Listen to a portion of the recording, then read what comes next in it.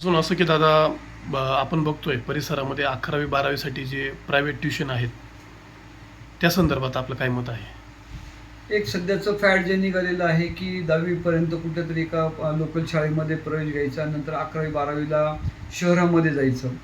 मी सगळ्या पालकांना एक असा प्रश्न विचारेल की तुम्ही त्या क्लासेसची गुणवत्ता पाहिली आहे का? आता सध्याचं जे काही चाललेलं आहे, मी क्लासेसचं नाव मुद्दामून घेणार नाही आणि सगळ्यांना माहिती आहे.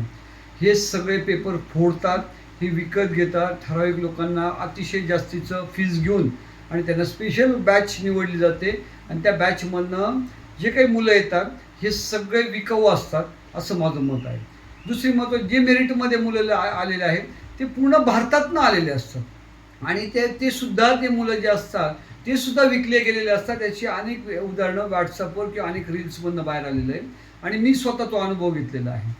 तुम्ही जर पाहिलं की क्लासेसचे जे होर्डिंग्स असतात त्यावर जे काही अमुक इतके मार्क्स पडले, इतकं मेडिकल कॉलेज सिलेक्ट झालेत वगैरे, हे मुलं सगळे विकाऊ असतात. हे भारतातल्या कुठल्या तरी एका क्लासचे मुलं असतात आणि तेच फोटो प्रत्येक क्लासवाला सर्क्युलेट करत असतो. हे सगळे दिखाऊ आणि फसवणुकीची बाब आहे. पालकांनी त्या फसवणुकीला बळी होऊ नये असं मी म्हणतो. ज्या ठिकाणी तुमचं कॉलेज असेल त्याच ठिकाणी तुम्ही प्रामाणिकपणे तुमच्या मुलांना अभ्यास करायला सांगा.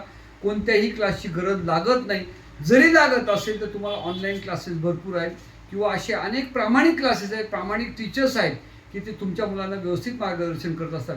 त्यामुळे मुलांचा हा खूळ असतो. आणि मला अजून एक सांगा की एखाद्या वर्गामध्ये 50 मुलं असतील तर त्यांच्यावर वैयक्तिक लक्ष दिलं जातं, परंतु एखाद्या वर्गामध्ये 1000 2-2 हजार मुलं असतात. त्या ठिकाणी मुलं मुली फक्त आणि फक्त मजा करायला गेलेले असतात, एकमेकांकडे पाहून, आणि तिथे ते बर्बाद होत असतात आणि कोणतंही शिक्षणाच्या पद्धतीमध्ये लक्ष दिलं जात नाही.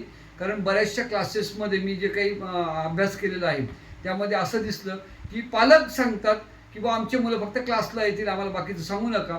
मुलंसुद्धा खाली मोबाईलवर चॅटिंग करत असतात. मोबाईल अतिशय महागडे दिले जातात आणि तिथंच पालकांची शुद्ध फसवणूक होत असते. मुलांचं आयुष्यात बर्बाद व्हायला फक्त आणि फक्त सध्याचे जे 11वी-12वीचे नीट जेईचे क्लासेस आहेत, जे नामांकित आहेत, ते सगळे क्लासेस आणि सगळे प्रायव्हेट क्लासेस सरकारने कडक योजना करायला पाहिजे. आणि जे काही आता सध्या त्यांनी चाललंय की ऑडिओमेट्रिक किंवा थंबचं हे करून आणि कॉलेजमध्ये कंपल्शन करणं, तीच पद्धत बरोबर आहे. पूर्वीची जी पद्धत आहे तीच पद्धत बरोबर आहे. हे क्लासेसचं जे खूळ आहे ते स्ट्रिक्टली बंद केलं पाहिजे आणि त्यांच्यावर अतिशय कडक कार्यवाही केली पाहिजे, असं माझं मत आहे.